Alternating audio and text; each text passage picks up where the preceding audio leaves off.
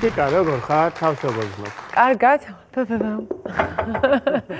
მაგრამ ჩემს გარშემო ძალიან ბევრი ავადობს, ვირუსი აქვს, მაღალი სიცხეები, მოკლედ ყველა სიმპტომი და არის დიდი ამბავი. მოკლედ ქალაქი წევს, შემიძლია თქვა ნამდვილად, რაც მე ვიცი და შენ გააქვს ვაქცინა გაკეთებული ისე? რა თქმა უნდა, გაკეთებული ვარ. გაკეთებული გაქვს, ხო? აი მიუხედავად იმისა, რომ ბევრს აქვს ვაქცინა გაკეთებული, მაინც თითქოს მაღალი სიცხე აქვს და საკმაოდ ისეთი მძიმე სიმპტომატიკა.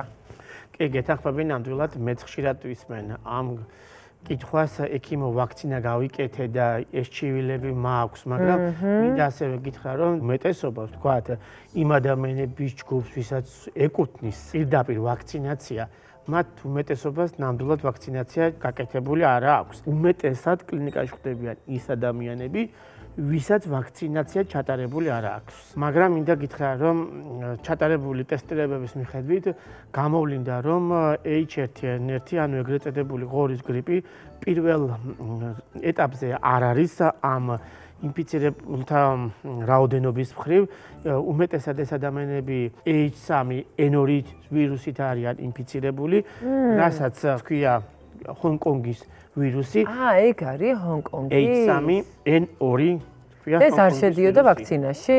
რა თქმა უნდა, ეს შედის ამ კომპონენტიან ვაქცინაში, როგორც H1N1, ასევე შედის ჰონკონგის ვირუსის. მაგრამ მინდა გითხრა, რომ როგორც დარგის სპეციალისტები გვეუბნებიან, ვაქცინის შემმუშავების შემდეგ ამ ჰონკონგის ვირუსმა განიცადა გარკვეული მუტაცია და ამიტომ თქვა ასე ეფექტური არ არის, როგორც წინა პერიოდში იყო. მაგრამ ამის დამოუკიდებლად ვაქცინირებული პაციენტები უმეტესად თქვა მაქსიმუმ 3-4 დღეში ჯანმრთელდებიან და როდესაც არ აქვს ვაქცინა ჩატარებული, მათ უმეტესობას დავადება უხანგრძლივდება დაახლოებით 3-დან 7 დღემდე და თქვათ არსებობს რაღაც ჯგუფი, რომელსაც ურთულდება დავადება, გრიპი რთულდება სხვადასხვა გართულებით, როგორიც არის უმეტესად პნევმონია და ასე და ასე შემდეგ და სწორედ ასეთი პაციენტები ხვდებიან შემდგომ კლინიკაში. გავიგე, მაშინ ახლა მაინც ავხსნათ ვირუსის გავრცელების მექანიზმი. ჰაერწვეთოვანი გზით ვრცელდება ვირუსი, შეიძლება იყოს დაახველება, დაცემინება, დაუშვათ დაინფიცირებულ ადამიანთან ფიზიკური კონტაქტი, დაუშვათ იგივე ხელის ჩამორთმევა, შემდეგ ამ ხელის ჩამორთმევის შემდეგ რაღაც ლორწოვანზე რომ მოხდეს თქვენი ხელი, დიდი ალბათობით თქვენს დაინფიცირდებით, რადგანაც ვირუსს ახასიათებს, ესე ვთქვათ, სიცოცხლის უნარიანობა, დაახლოებით 2-დან 8 საათამდე მონაკვეთში, რაღაც ნივთზე ან საგანზე, საგანით შეიძლება იყოს დამაინფიცირებელი ამ შემთხვევაში. და სწორედ აი ასე გავრცელდა როგორც ჩანს და ასე აქედან გამომდინარე არის ამდენი შემთხვევებიც.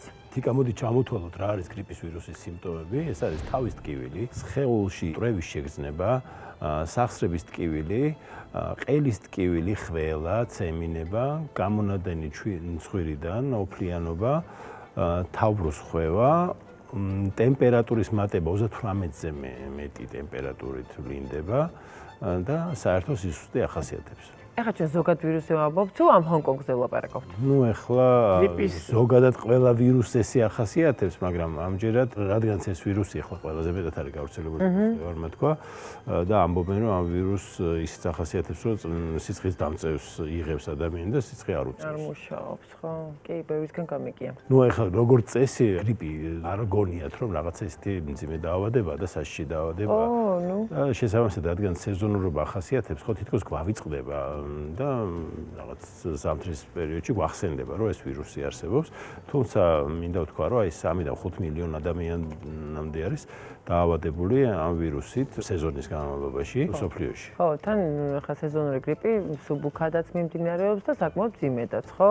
ნებისმიერ რა თქმა უნდა, შეიძლება ასე დავახასიათოთ. გეთანხმებით, იკა დგება მომენტი, როდესაც გრიპის ვირუსი იწვევს ადამიანის ორგანიზმში ამა თუ იმ პათოფიზიოლოგიურ გართულებებს, ეს შეიძლება იყოს პნევმონია, სუნთქვის უკმარისობა, გრიპისმიერი ენცეფალიტი და ასე შემდეგ. ამიტომ ყველაზე მძიმე გართულება რესპირატორული ინფექციების ეს არის მწვავე რესპირატორული დისტრეს სინდრომი და სწორედ ასეთი პაციენტები ხვდებიან რეანიმაციულ განყოფილებებში და სწორედ თქვათ რაღაც პროცენტი პაციენტების ამას ნამდვილად ვერავინ ვერწმის რა პროცენტი, მაგრამ არის რაღაც პროცენტი, რომელიც არ ექვემდებარება არანაირ სამკურნალო ღონისძიებებს და სამწუხაროდ ისინი რთულდებიან და შემდეგ დაავადება სრულდება ლეტალური გამოსავლით. როგორც ყველა დაავადებას, ასევე გრიპის და გრიპის მსგავ ინფექციებს, გართულებებს მოწყვლადი ჯგუფები ახასიათებს. ეს არის თქვათ ორსულები, მოხუცები, სუსტი იმუნური სისტემის დეპრესიის შემთხვევაში, ქრონიკული პათოლოგიების არსებობის შემთხვევაში შესაძლებელია, რომ დაავადებამ განიცადოს პროგრესი. ასევე შეიძლება ითქვას, რომ რისკ ჯგუფებში შედიან ბავშვებიც.